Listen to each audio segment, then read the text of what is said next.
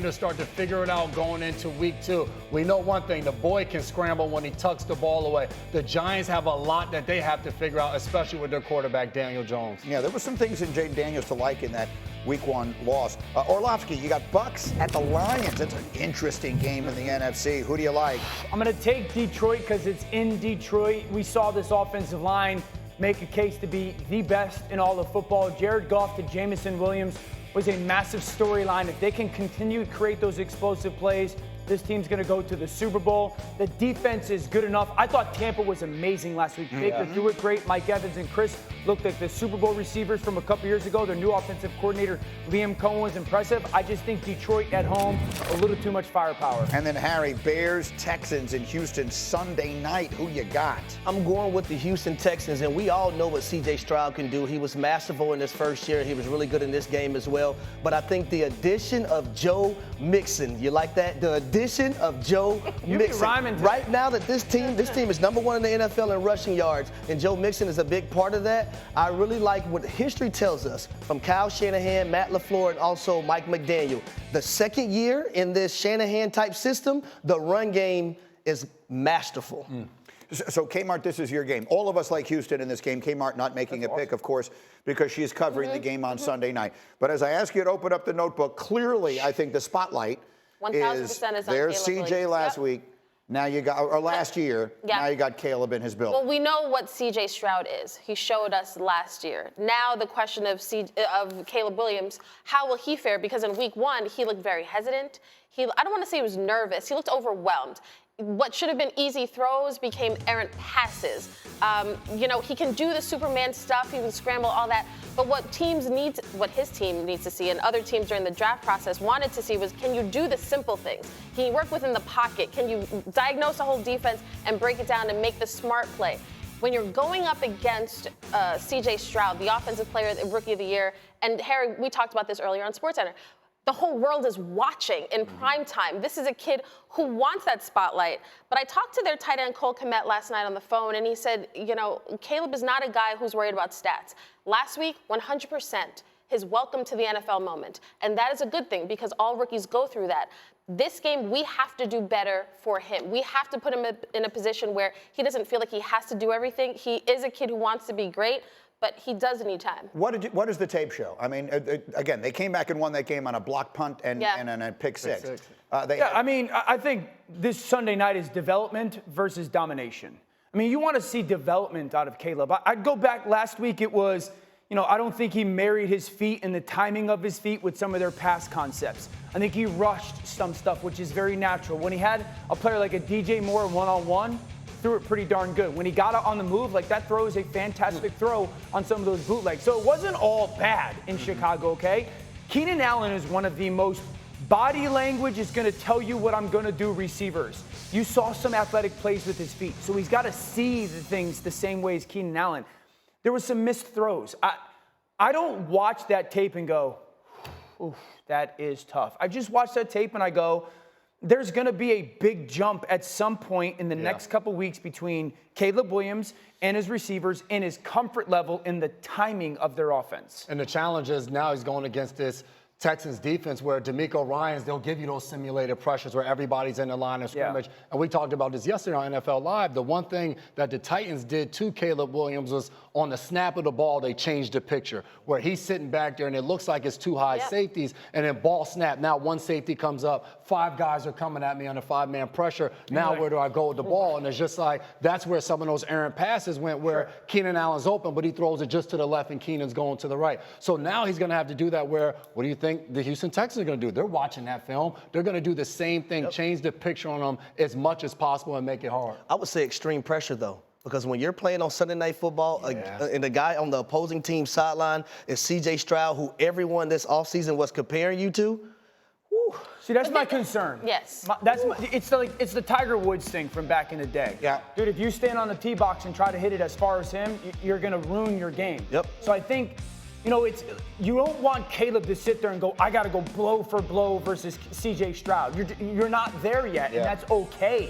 And I don't want him to I want him to be so focused on him playing better and Chicago's offense as a whole playing better. And the Chicago defense can help with that. Totally. You go out there and you shut Stroud down, and he's not able to make those plays. Caleb's on the sideline. He's just like, I don't have to do all of that. Exactly. And Caleb is very aware of what the expectation is from the outside world. Everybody has been talking about CJ in comparison to him this whole draft process, and even now that they square off very early in the season.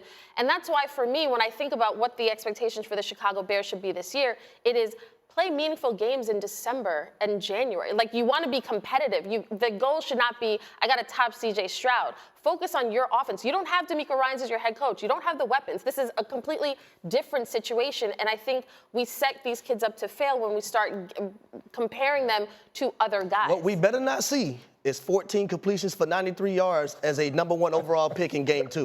I'll be honest with you, because things are going to explode from a media standpoint. The Bears could have drafted CJ But you just said from a media standpoint. Like, this is about a 10-year plan with a guy. This can't be about just 2 weeks into a season. For what it's worth, he's the first #1 overall pick Are to we win. agreeing Give on me at least TV? 100. I need 100 yards. #1 overall pick, man.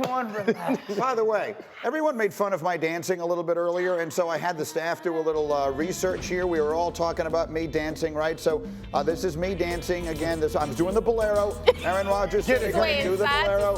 J-Mac and I I have no idea if that is the Bolero, but we did something. And Dan, you had a little fun with me, so we went and found a little tape of Danny dancing. Let's see. Do we have a little Dan dancing? How do we think?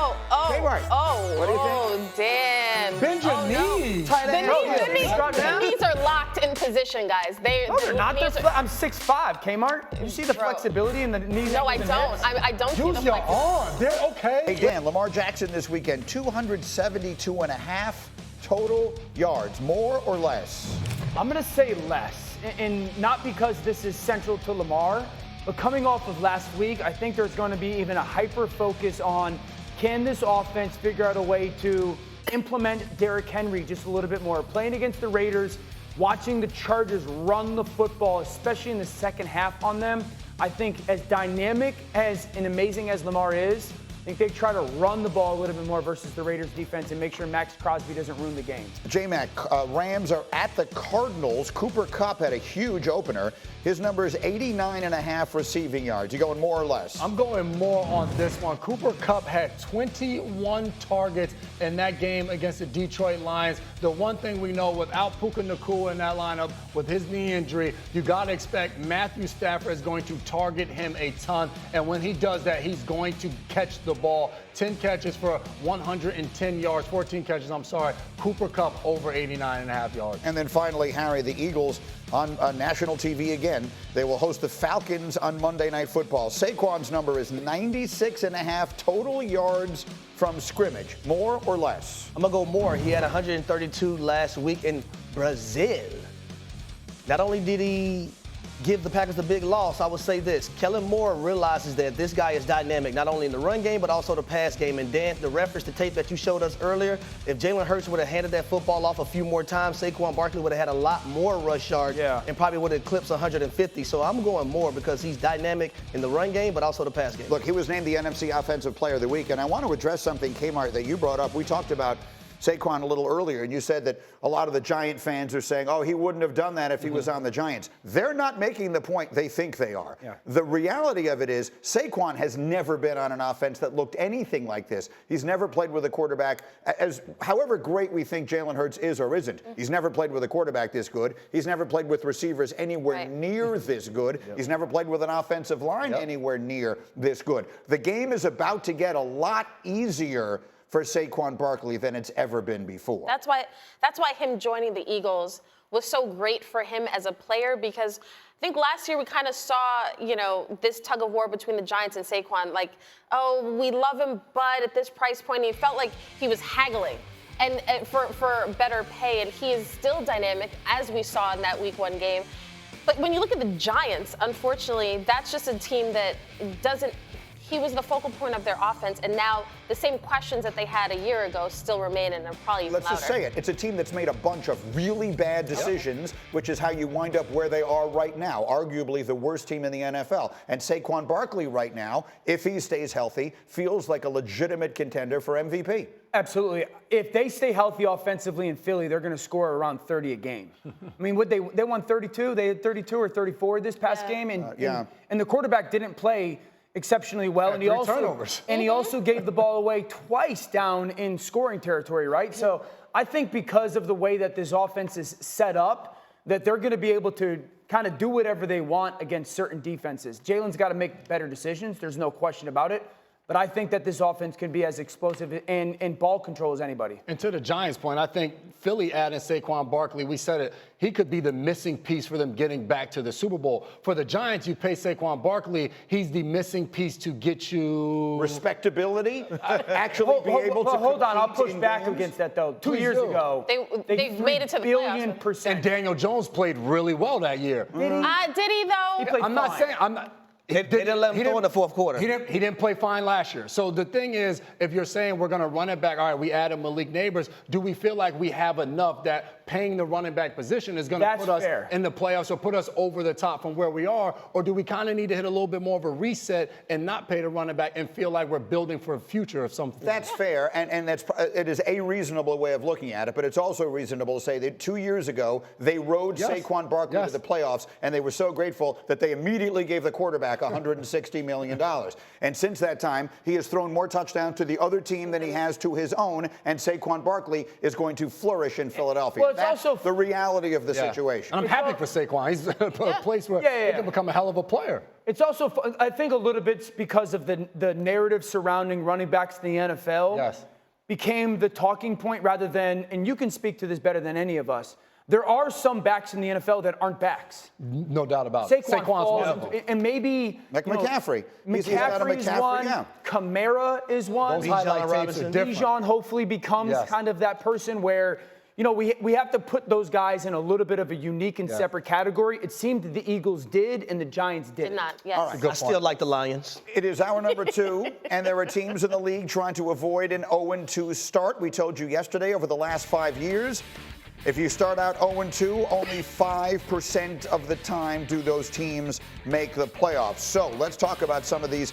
teams with high aspirations that are 0-1. Harry, what if Kirk Cousins struggles against the Eagles on Monday night and the Falcons start the season 0-2? Then what? You're going to have to look at Michael Penix Jr. If Kirk Cousins is going to hinder this offense and now allow it to be prolific like it should be, then you have to consider the next guy. Michael Penix Jr. was taken in the first round for a reason. He's a guy that's a sharpshooter, the most natural thrower of the football in this past NFL draft. So you're going to have to consider looking at Michael Penix Jr. as your quarterback. Let's be fair here, Dan. We're not benching Kirk Cousins because he plays 2 bad games. He's earned much more than that, financially and otherwise. But the question is he healthy enough to be playing the way he expects to? The scheme told me no. The way that they lined him up in the shotgun and pistol and didn't do any play action tells me no. Now, my expectation is that changes this week. My expectation is they try to do more of what we're notoriously associating Kirk Cousins with, was a little bit more under center, a little bit more play action. If they do that, Kirk's going to play a lot better. I think this offense plays a lot better. Now, if they don't do that and they just copy and paste what last week's philosophy and scheme was to this week, then I start going, that's a concern, because it tells me we're not doing it because we want to, we're doing it because we have to.